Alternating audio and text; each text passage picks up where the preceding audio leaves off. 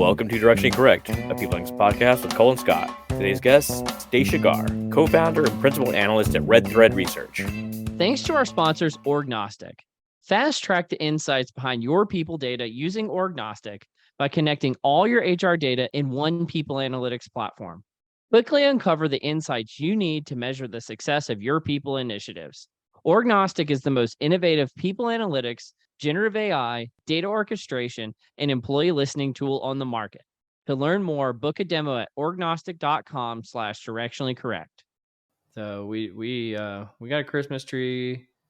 We splurge on gifts and stuff, but not crazy. I don't know. Are you a Christmas music fan? Music? Not Yeah. so much. I've never put up a tree myself. It'd be kind of weird for like a dude to do it, but I saw this guy on LinkedIn. He posted about Whamageddon. Have you heard of this? Whamageddon? No. Yeah. So like one of those Christmas songs that's just like super obnoxious that they play over and over again if you go to like a department store. It's by the band Wham. And the goal is to make it through the month of December without hearing that song. And so it's like a challenge to yourself. Like, can you make it without hearing the Wham song? No. You're talking about Last Christmas by Wham? Yeah. That's a good one, man. That's a classic. Why would you want to deny yourself? I don't know. I guess if you hear it over and over again. That and what Paul McCartney's We're Having a Wonderful Christmas Time. Those are classics. When I think like, what is it? Mariah Carey has that one that's really popular. Yeah, we could do without that if Scott had his way. No Mariah Carey December. No Carey Christmas. No Carey Christmas. There's got to be a catchy name there to be had. What do you want for Christmas? You get anything? Fucking lump of coal and shit. I think, yeah, I've not heard that one before. But I think I'm gonna get a pullover. I think that's quarter zip pullover. Quarter zip pullover. That's the plan. That's Cole's Christmas this year. What about you? I have no idea. I buy whatever the hell. The older you get, you buy whatever the hell you want throughout the year because people mess it up. They start buying you gifts, and you're like, "Oh, great! The quarter zip that I didn't want." Yeah. Awesome. Well, do you guys exchange gifts? Yeah, and it's kind of devolved into like it's super weird.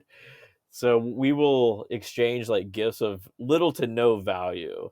Mm-hmm. Like, here's this thing from the dollar store. Or here's something I got in the mail that I thought you would find interesting. So it's like a white elephant, but it's like kind of, but there might be like 50 gifts.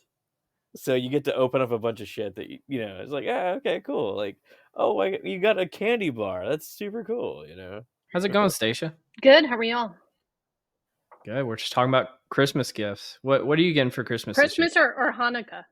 Or Hanukkah, yeah. What are you getting for Hanukkah this year? What are you getting me for Hanukkah? What am I getting you? I'm getting you some bunch of great insights. That's what I'm getting. Oh man, that's my favorite. That's my favorite. No, just what you're going for this Hanukkah and Christmas. How about you, Cole? What are you getting for Christmas? We were just talking about. I think I'm getting a quarter zip pullover. That's my big gift this year. So, and when you were joining, Scott was talking about how he gets like 1 million little gifts, not really anything big. Yeah, our family doesn't go big. We don't like one extravagant gift. It's lots of little things. Yeah, absolutely. Yeah.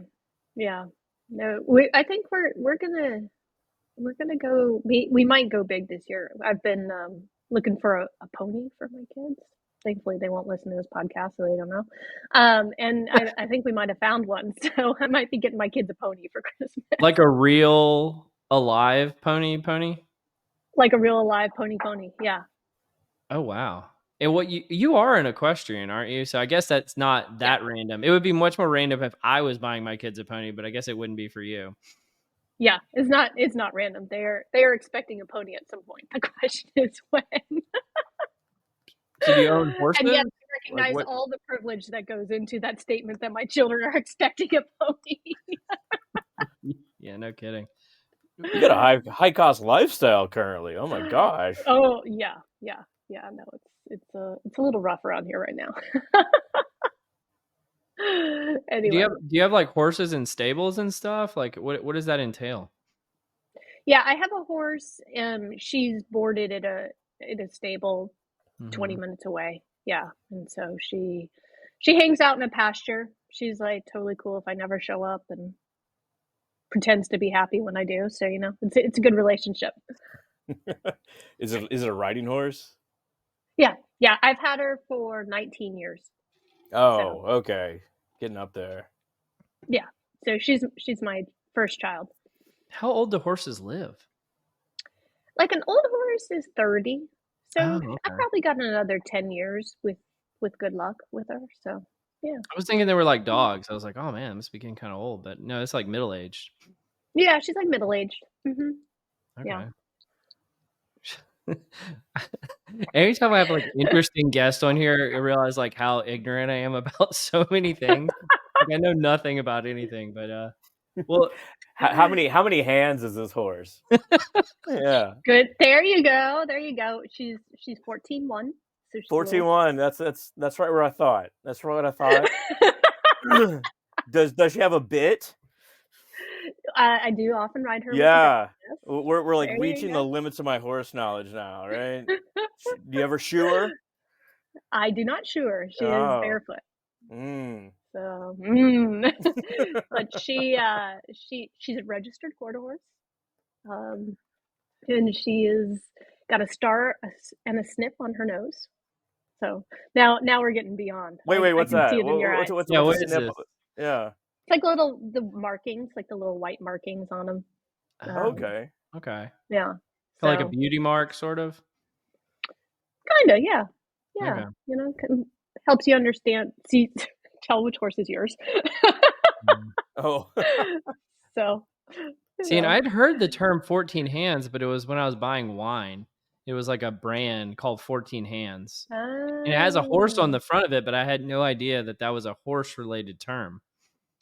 So a hand is how you measure a horse. It's 4 inches. Like if you think about not probably my hand, but maybe your hand, this way. And so when, before they had kind of proper measurement, they would use hands to determine one hand on top of the other, up to the horse's withers, which is where its neck enters its body, how tall a horse was. And so 14 makes good sense, right? Makes good sense, right? But 14 hands is remarkable because technically that is the difference between a pony and a horse from a size perspective. There's other things that go into that, like breed, etc. I won't bore you. I've ridden horses since I was 5, so as my children say, they're like, "Mama, you know everything." I'm like, I don't, but I know a lot. But that is the difference in size, and so that might be why the wine was 14 hands, because it was like denoting this like moment of transition with the horse. Interesting.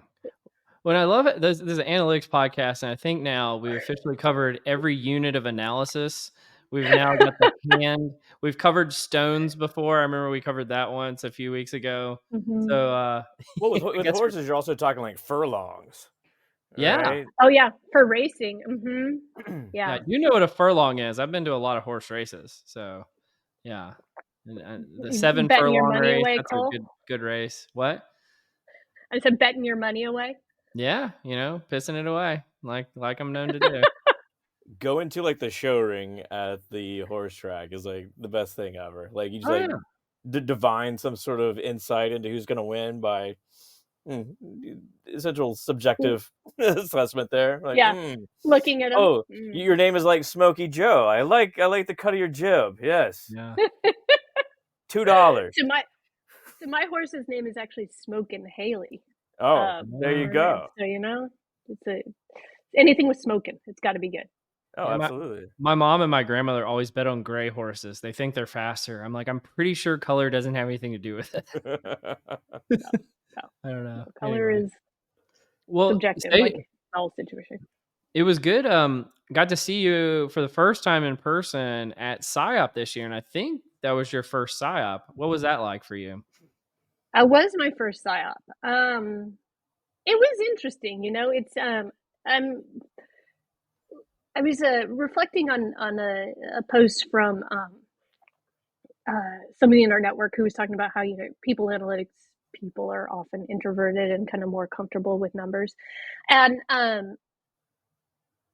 I often don't feel that way when I go to conferences because at this point I've been in the space for close to 20 years and I know a lot of people and blah blah blah.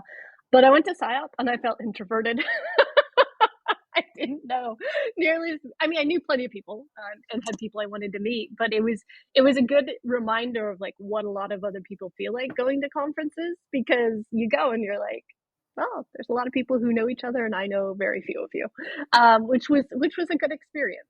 It was also a good experience just to kind of see the more academic perspective on the side of the work that we do, um, and I think also there, one of the cool things about what I get to do is I get to take ideas from all sorts of different places, and so kind of just thinking about what are the ideas that are there and how are people thinking about our space, and then how do we make that more actionable and something that people who are actual practitioners can use in the workplace is it's always good to be exposed to good new ideas. So that was cool. Were you presenting, or are you just like trying to get some knowledge, side stream knowledge? I was presenting. They actually let a non-IO on the stage, and I was in a They're session known that to do was that from time to time.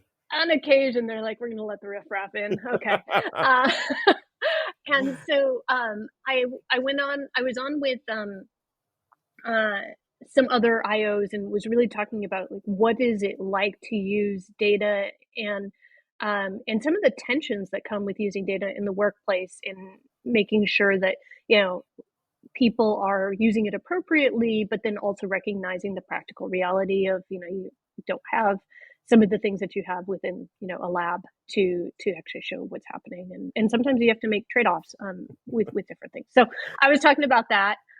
There was plenty of opportunity for questions, which Oh were yeah. interesting. But yeah, no. But I had the chance to bring a non-IO perspective to data in the workplace, which was I cool. think that's one of like the biggest misconceptions, or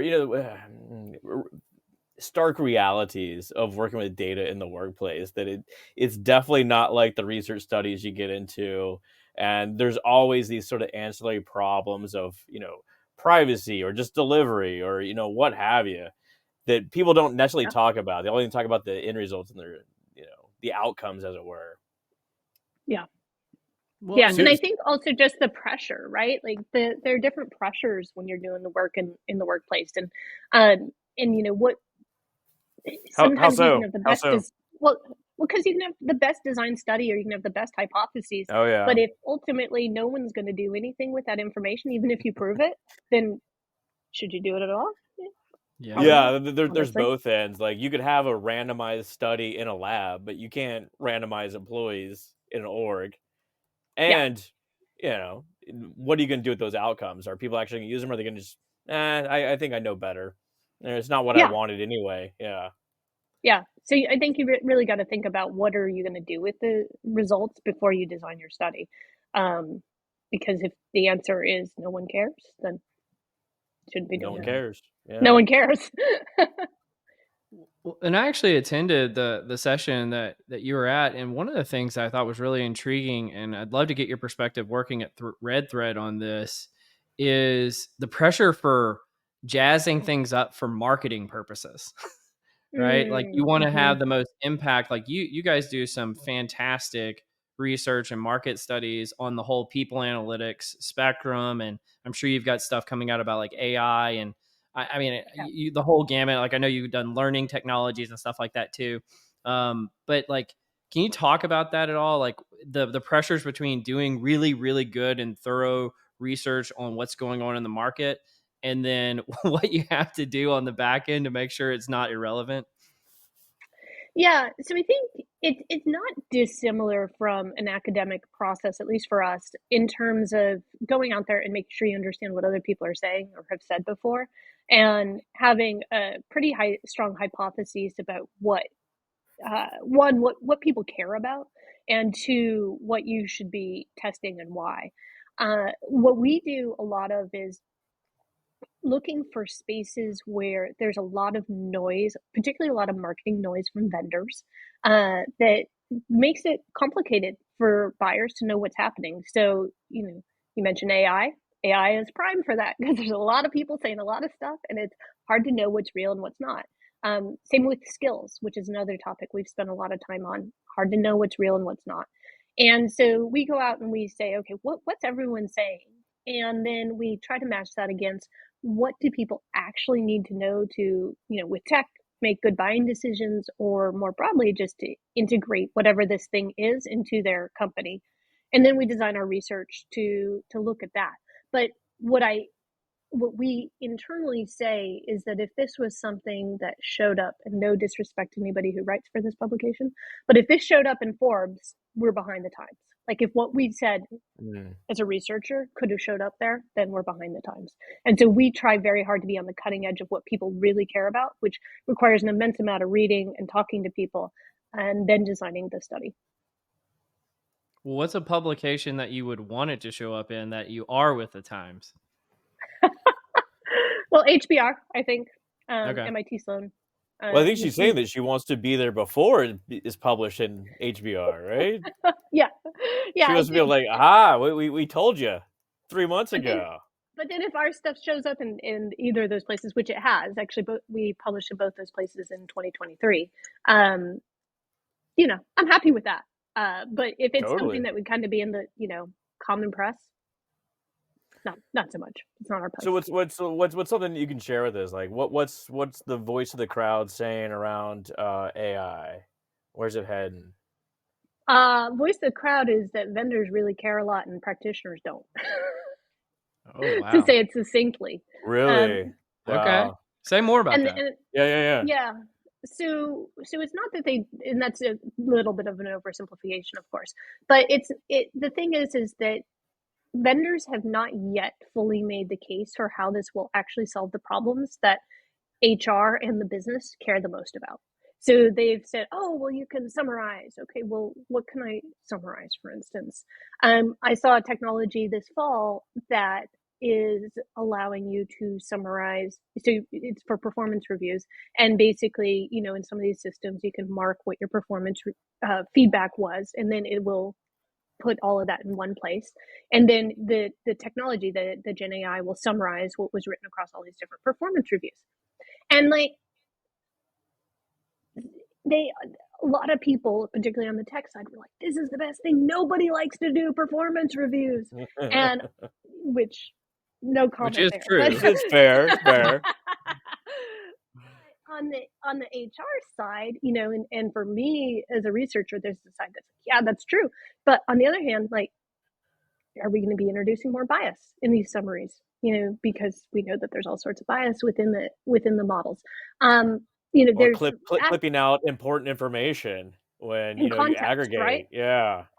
Right, because all it's doing is kind of getting at the very, average part, but it may not say, hey, this one thing that you did that this one person made comment on, that was actually next level. That's you demonstrating the next capability. There's a fascinating study that's out there that was done on using, maybe it wasn't a study, I think actually it was just an article, but it was on the impact of using a bot versus a person for therapy sessions, right? And when they found that the person and the bot said the exact same thing, if someone knew it was a bot, they discounted it, found it less valuable than if it was a person who, again, said the exact same thing. And when they dug into it and they asked why that was the case, it was because what mattered was the time that somebody put in to giving you the feedback, to hearing your story, to listening. Now, translate that to performance reviews. If I think that a bot wrote my review, that has no value. Like, you take the criticism that people have of performance reviews today, it gets even worse, right?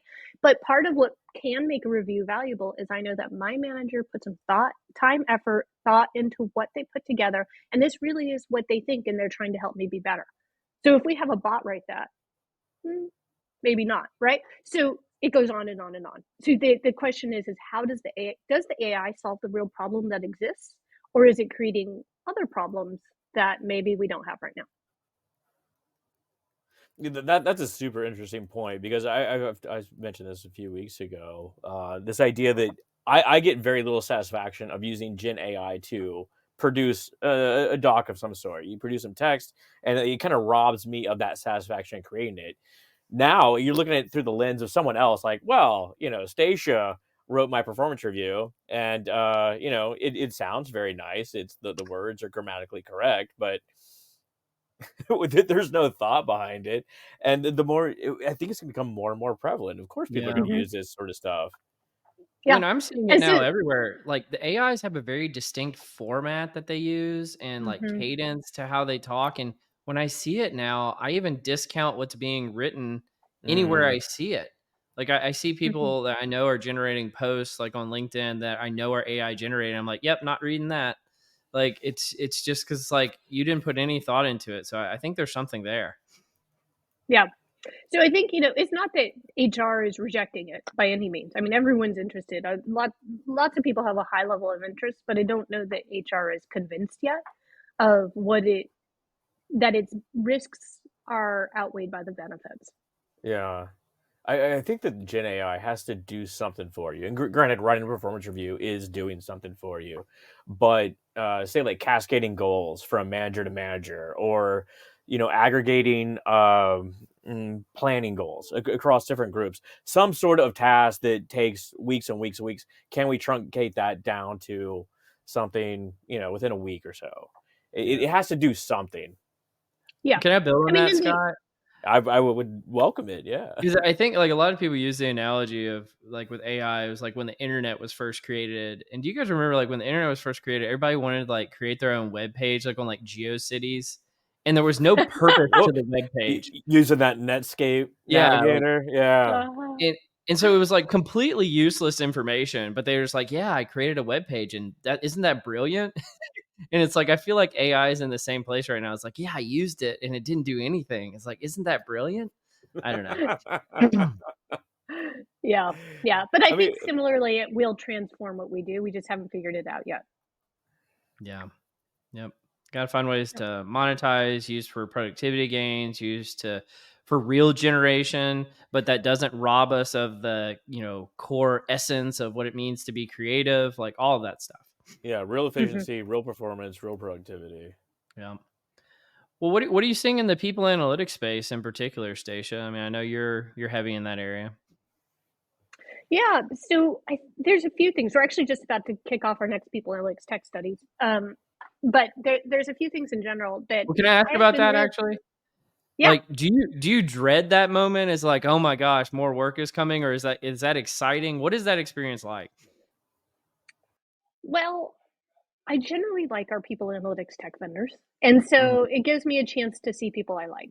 So from like Nice. that perspective, I like it. It is an immense amount of work. Yeah.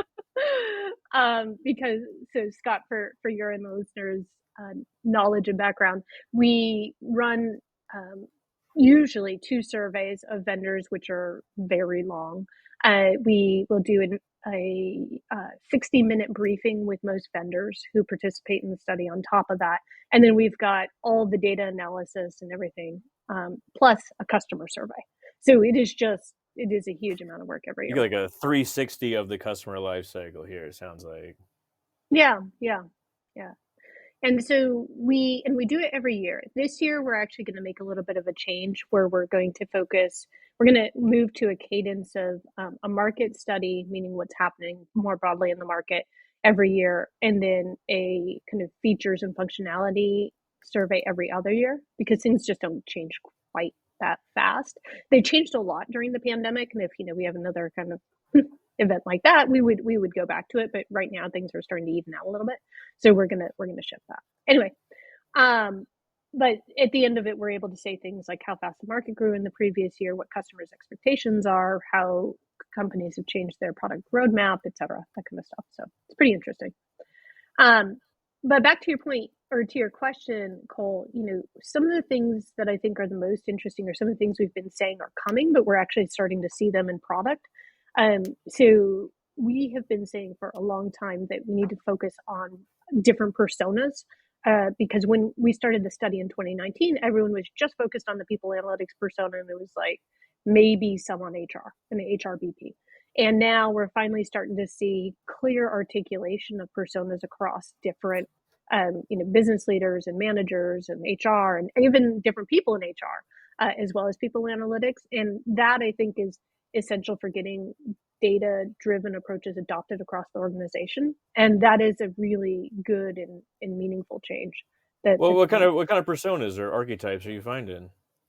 Well, just like I said, so folks are focusing a lot more on senior leaders and HR BPs as true personas, as opposed to like, we'll just give them a high level summary and call it good, which is what they were basically doing, which is the equivalent of like, we're just going to throw some data over the wall and say that, check the box, which we all know doesn't really work. So that's one. The other one is managers themselves. So our research shows that the more information that you're able to distribute out to managers, the higher their perceived effectiveness. And so we're seeing a lot more focus on helping managers get the information they need to make better decisions. So that's one big change. Second one that we've seen is, and continues to be, is that the employee experience market tends to be the biggest and strongest of kind of all the different categories we cover within people analytics. And I know that another analyst recently said we're going to come into an EX winter, which I think is not true. So our data would indicate that is actually not at all going to happen. But, because as you think about, what's happening, even if organization is laying off people or they're slowing hiring due to economic uncertainty, they still need to retain the people who are there, and those people are going to be doing a lot more work than they were before they laid off their colleagues. So it doesn't make sense that folks would back off of employee experience. In fact, we tend to see a rise in focus on EX during difficult economic times, with particularly things that are that don't require a cash investment. So things like internal mobility, where you could, you've already got that sitting in your organization, or using existing learning opportunities more effectively. We see that. So we do see an investment in EX during downtime. So and I expect to see that to continue. That comes out of our data. Yeah. It's an interesting point. Like, so we went through a round of layoffs early this year across, different industries. Now people are doing 2 or 3 different jobs. It used to be one person, and they get to meet expectations at the end of the year. It's like, oh, dang. That's why it feels like a slap in the face. Yeah. Yeah. So, I mean, and we're going to see, what happens. I think 2024 is going to be a very challenging year. Not to be a Debbie Downer, but I think it's going to be pretty rough. And we're working on we're doing a trends session next week. So I've been working on that and thinking a lot about next year. So rough how? Yeah. Why would it be harder than this year was? Well, the majority of economists think that a now hopefully mild recession will happen in Q1 and Q2. Whereas before it was much more evenly split. It was like 50-50. We're now looking at around 80% of economists think that we're finally going to go through that. So who knows, right? But you heard it here first, everybody. But what we do know is that, executives are careful about risk. So whether it happens or not, the fact that that's the signal out there means that, CFOs are, in all the vendors and all the practitioner companies we've talked to, everyone is turning things tight right now. So that's going to have all sorts of downstream effects, certainly within, in terms of the people in the organization, but also HR significantly, right? And not like HR wasn't already burned out enough as it was before this. So that's one thing. Second thing is, we're continuing to see significant geopolitical conflict, and that has implications on organizations. It was interesting for for this research session we're doing next week, I went looking like for data on the impact of war on businesses, and it's like no one is doing this research. They'll talk about like, oh well, the U.S. government has spent this much on whatever, or this is how it has impacted like a general area like the EU. But no one is like, hey, like when, and I know we're not being political, so I'm just gonna say this as a thing. When one country attacks another country and you have workers in both of those countries, what do you do? As an HR leader, what do you do? And what is the impact on your organization's productivity? Yeah. No one's doing that research. Do you work for Raytheon? I guess the first question. Oh my God. No. I mean, think about, with Ukraine and Russia, how much tech stuff is out of Ukraine and Russia? I mean, here in Silicon Valley, that was the whole thing is we got all these, we had Ukrainian employees or workers in Russia. Or I mean, or Ukrainian Israel. workers, or Israel.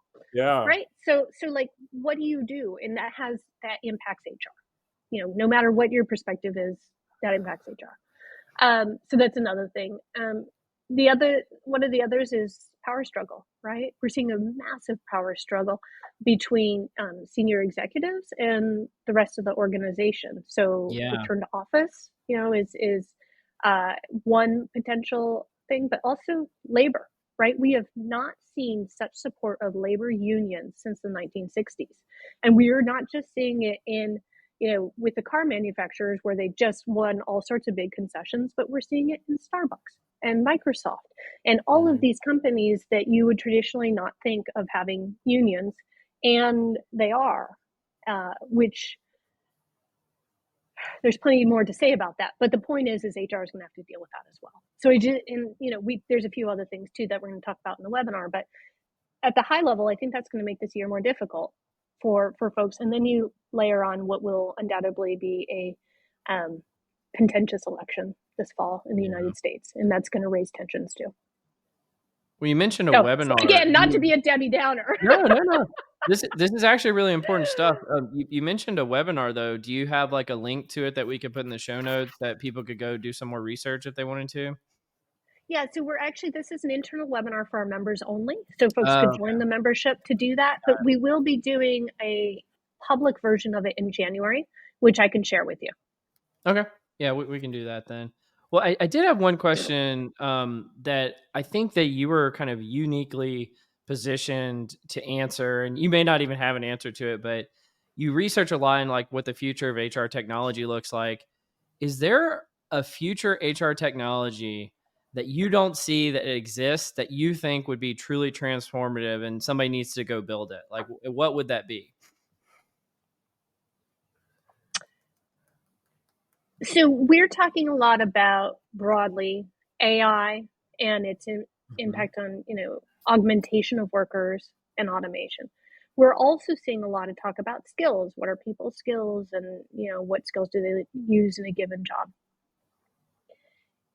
I don't see anything that is bringing that together, right? So like if I have X skills and such technology can either augment what I'm doing or automate, take away some of that, what is then the work how does the work that I do look different? And what is the work that should come on my plate that has to replace the work that just came off my plate? How do I think about work design, skill capability, and what the future organization should look like given those things? And so it's like a skills operation manager or operations management tool or something. But it's not just skills, because you also have to take into account the job and the context in which someone is working and the types of relationships that they have. So I would be hesitant to say it's just skills, because I'm sure plenty of people who listen to this will try to say no, we do that, and I'm saying it's not just that. But if you do that, reach out to us, because we're doing a skills tech study right now. So I'll go one step ahead of you. The automation of job analysis to understand the knowledge, skills, abilities, and how they fit into the organizational structure, such that you can hire the right people, reward them in the right way, and keep them engaged, as it were. Yeah. Yeah. But in an automated fashion because everything changes so quickly. Yeah, so I actually saw a technology yesterday that does a lot of that, Scott. But what Really? it doesn't do is it doesn't bring in the knowledge of what can be augmented or automated into that analysis. Which I think is part of the missing link. But to your point, Scott, that's the only tech I've seen, and I see a lot of tech, and that's the only one I've seen that does that. Well, this is like, I mean, it's a broader discussion around what is AI, et cetera, and the limitations of it. It's only as good as its training data, and this is where like the humans can have real-time information and anecdotes and spot differences that AI can't. Yeah, but to your point, it's more powerful if it's automated, right? If it's absolutely. not just Yeah, and I saw Richard Landers gave a PSYOP LEC talk on that topic. I got to watch the video of it yesterday. It was really good, and I can put a link to that. I think it's on YouTube. But do you want to join us in the confusion matrix, Stacia? Sure, let's do it. The confusion matrix. Are you ready to be confused? Absolutely. Let's do a little research roulette. How about that?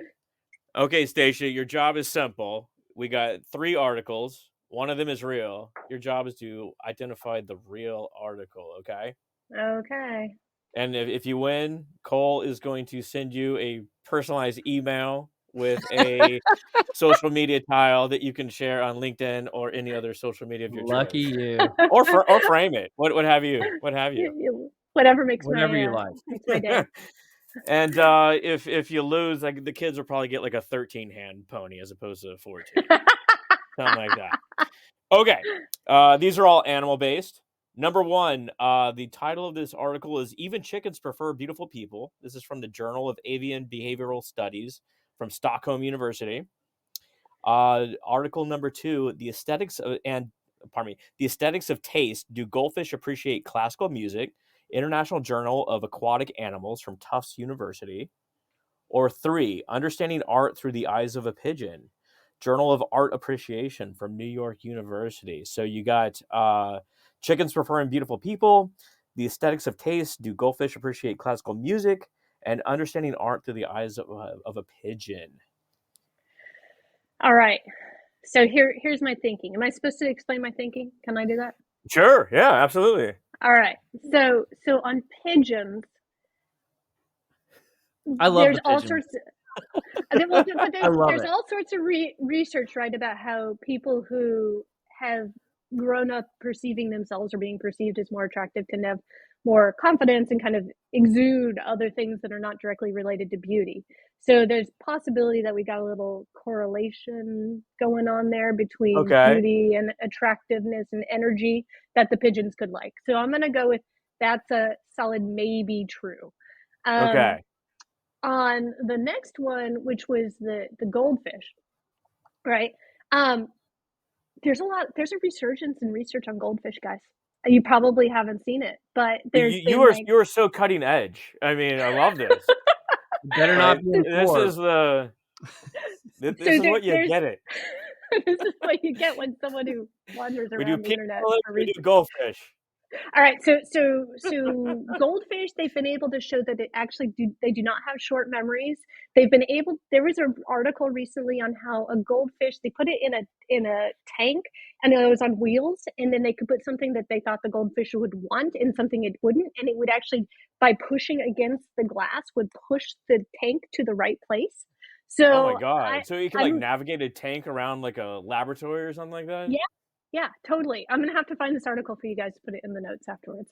So I'm going to say goldfish are real, which leaves us with the last one of art, pigeon, or art and what? Even chickens prefer beautiful people.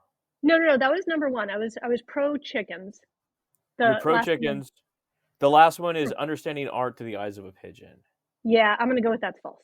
Like, I don't know. So I can't find some justification. Oh, 2 are false. 2 are false. All right, so definitely pigeons. It's like 2 lies and a truth. All right, I believe in the goldfish. So let's get rid of my hypothesis on the chickens. And you believe in the goldfish. Yep. What's the answer? Well, Cole? I like the pigeons one. You like the pigeons one. You like pigeons? Yeah. You, It you just probably seems have some so back weird and information. implausible that it's got to be plausible. Okay, y'all ready? Yep. Here we go. It's actually the chickens. Chickens prefer beautiful people. Those darn chickens with their So- attractiveness bias. I read this earlier this week, but apparently they train chickens to respond to a average-looking woman's face, and then did some sort of experimental design to, they prefer the more attractive people, and they say it questions the evolution of perception of beauty. This sort of thing. Okay. All right. Well, we were both wrong, Cole. So everyone feels shame. Everyone feels shame. Do I the don't feel. chickens I feel like I had a prettier good eggs? hypothesis there. Do they? Yeah, the little Easter eggs, little colorful. Yeah. They got the spotted nose like the horse. All right. Well, let's do some nerdery. How about that? Let's do some nerdery. The nerdery. This article provides some guidance on how to enhance your performance. So they offer 3 general suggestions. So one is look at it frequently. So essentially look at your calendar and find pinch points in the future. Get a sense of what's coming down the pipe, this sort of thing. Clarify constantly. So look at your email and task and decide if things should be deleted or, archived, or perhaps a short response should be made. And also be content and just understand that you will never finish everything on your plate, and there's always going to be something tomorrow. So this is really designed to get more done with less stress, with an emphasis on not seeking perfection, but just keep on moving. I remember actually learning about this from my first boss in I guess it was my second boss, my second job. And they talked about one of the things, especially they were talking about email, and this article talks about the email aspect of it, is you're just going to have to get comfortable that you're never done with email.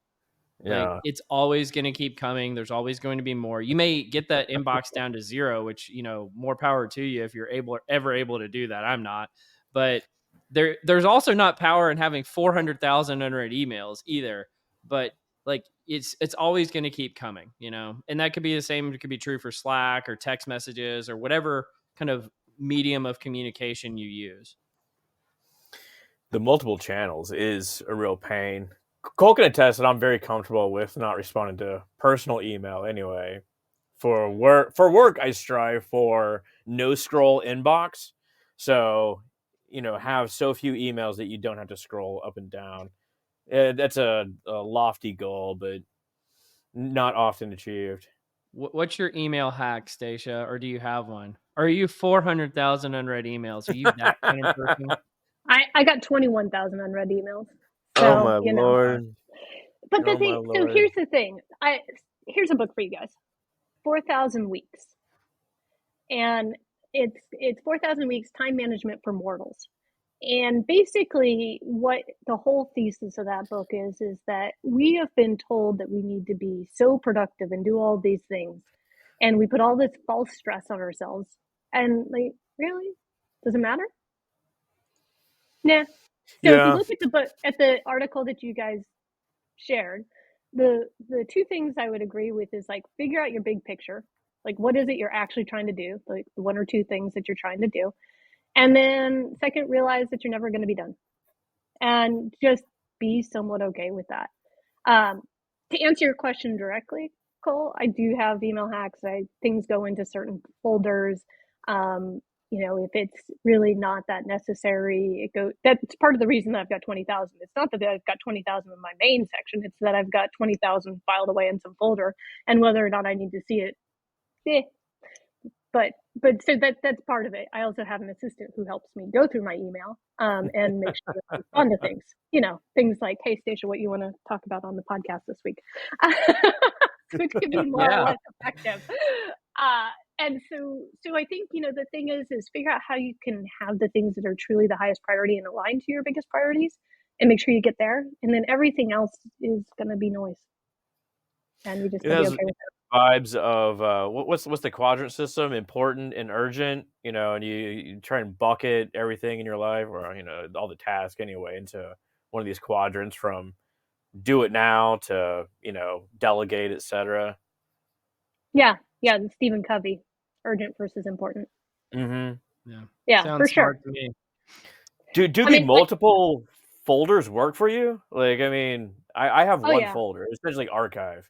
Like, everything goes in there. No. So, like, for instance, because I have a podcast, that was actually part of the problem, Cole. Is your stuff Oh, kept going into really? my podcast. Yeah, my podcast folder. So anything that comes in this podcast goes there, and so I don't always look at it because of when we record. Anyway, yeah, our podcast is called Workplace Stories by RedThread Research. But so what happens though is when I'm ready to like think about a topic, then I go there. I'm like, okay, I am ready from a time blocking because I have a crazy time blocker, which is why Calendly actually doesn't work very well for me because there's literally no space on my calendar. So Hmm. because I'm always making a trade off between, am I going to talk to this person? Am I going to allow this meeting on my calendar versus the work time that I've blocked to get done? I find that if you have your calendar wide open, you just think it's wide open and you let other people take priority. I own my calendar and I Hmm. give time away. And I think about it that way. Anyway, not to get on that particular soapbox. No, let's get on the soapbox. That's the whole point of why we do these nerdery things. Yeah, no, I have very strong opinions on time usage. It sounds like you've been burned. You've been burned. No. Like I No, have some thoughts about Calendly too, just to put it out there. yeah, When I've set out links to people to like book time with me, what will happen is like literally every minute of every day will be booked up with people from Calendly. I'm like, Oh, I gotcha. geez, like, can you guys give me a break? And so then you start like trying to block out time, but it can just take over your life. And so I totally jibe with what you're saying, Stacia, about you got to own your calendar, your life, because otherwise people will like take over for you. Take back your yeah, day. yeah. Yeah. You have to own your day. I make with every meeting I accept, including this one, Cole. I make a decision like, is this the thing I would rather be doing than writing research, than seeing my kids? Like those are the two things that I Mhm. trade off against all the time. And usually I don't take any calls on Fridays. Like it's a hard rule, but special exception for Cole. But Aw, that's really sweet. But now I'm wondering, are you regretting it? no, Oh I God. listen to enough podcasts to know it'd be fun. Let's do this next nerdy one. Actually, I came across this article a while back, Stacia, but I saved it for you because I thought it would be a really interesting one about startup founder personalities. So this is from Nature, and this is I think it's Nature or maybe Scientific Reports. It's some really big It journal. was nature. It is Nature, yeah. And what these researchers, I don't know where they came across this data set, but they got a data set of 21,000 startups and their founders' big five personality traits. And that what they found is there's actually 6 different profiles or types of what makes a good startup founder. But in general, that they value variety, novelty, and starting new things, obviously, with like openness to adventure, being the center of attention, and they have lower levels of modesty, and being exuberant, so higher activity levels. And so I thought this was fascinating because one of my theories that I've had on this, and I've actually just coincidentally had quite a few folks reach out to me over the last few weeks about like how can you assess startup founder personality and this type of thing. And I always say, look at the tails, right? Most of the time with personality, you're wanting somebody who's kind of well adjusted, just maybe high, maybe low, depending on what kind of factor you're looking for. But with startups, you need, some 4 Sigma, some 6 Sigma individuals on some of these kind of characteristics. And I'm curious what your experience has been like, because I'm sure you talk to a lot of these folks, Stacia. Yeah, for sure. So it's actually, the data set's super interesting, Cole. I read the whole thing. And it's a combination of Crunchbase and then cross-reference to their Twitter commentary. So it's their Oh, personalities as represented on Twitter. But that's how okay. they made the connection. Yeah, yeah, Um, yeah. so it's really, I mean, just methodologically, like, good job thinking of that one. Yeah, no And kidding.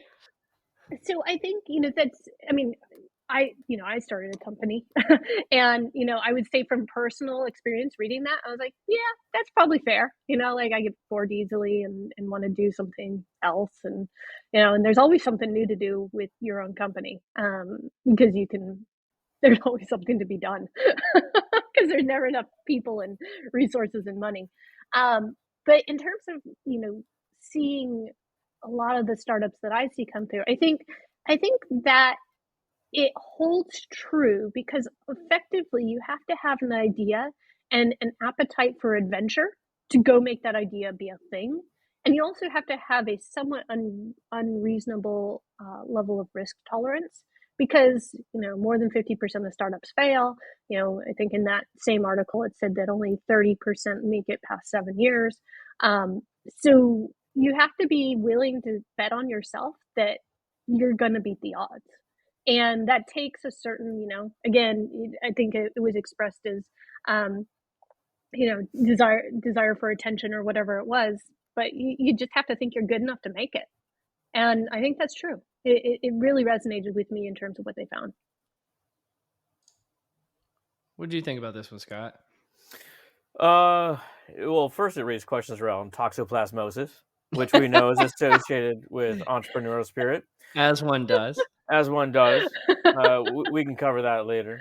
But what I found most interesting, and this resonates with me, is that the most successful entrepreneurs are the ones with a diverse team around them. So yes, you can be optimistic, you can be impulsive, you can have great ideas, but you need the balance. You need either you're a very strong, optimistic and adventurous sort of person, and you need a technical balance, or you're very heavy in the technical and you need like the salesperson with you.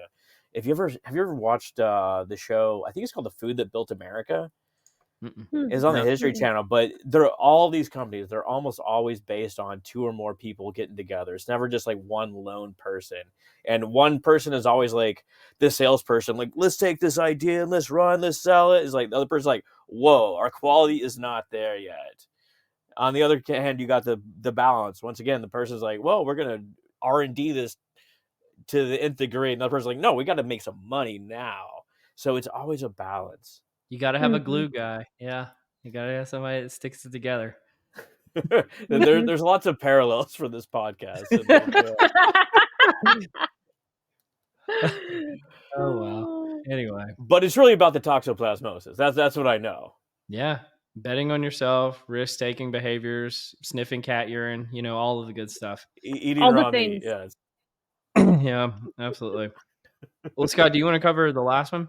Last one, absolutely. So, how would you describe your sleep quality, Stacia? Oh, very poorly. She went on mute. Sorry, what was that? Oh, we're leaving that in too. Yeah, we'll leave.